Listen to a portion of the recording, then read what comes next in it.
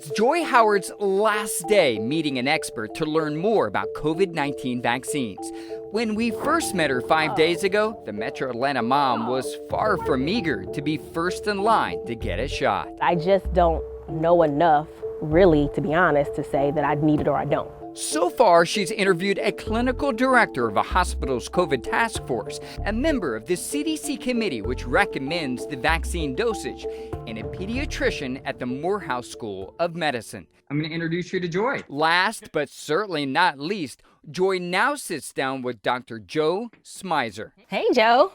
Hey. How are you? I am doing good. Dr. Smizer is a former CDC scientist who now runs an organization called Public Good Projects, or PGP, a nonprofit that specializes combating public health disinformation online. According to PGP's own analysis, Antivaxxed crusaders have almost doubled their efforts since March, spreading COVID vaccine conspiracies that are shared millions of times a day. So right now, we're totally overwhelmed. This is like Christmas for them. That also includes misleading headlines from tabloid publications, like this one Joy found on Instagram, which reads, 23 die in Norway after receiving Pfizer COVID-19 vaccine. I wasn't able to read the full story, but the headline was just enough, right? Like, It was striking. Yeah, 23 people in Norway die after receiving the COVID.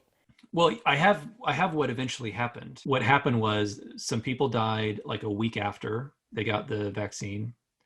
And so the government decided to be really careful, like deployed an army of people to figure out, was there any link to the vaccine? I think the big thing is, do the number of people who die, is it a higher number than what we would see if we weren't vaccinating people? And so far, it's the number we would expect to see. Dr. Smizer offers Joy some advice on how to sniff out red flags online. If they're trying to make me feel something, it's probably not true.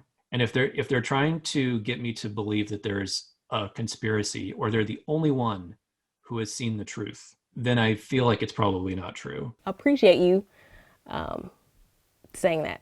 I think it's really brave of you to do this. It's a vulnerable thing to be on TV, admitting that you even have questions and getting answers. So, well, you can't pass up on an opportunity like this. You know what I mean?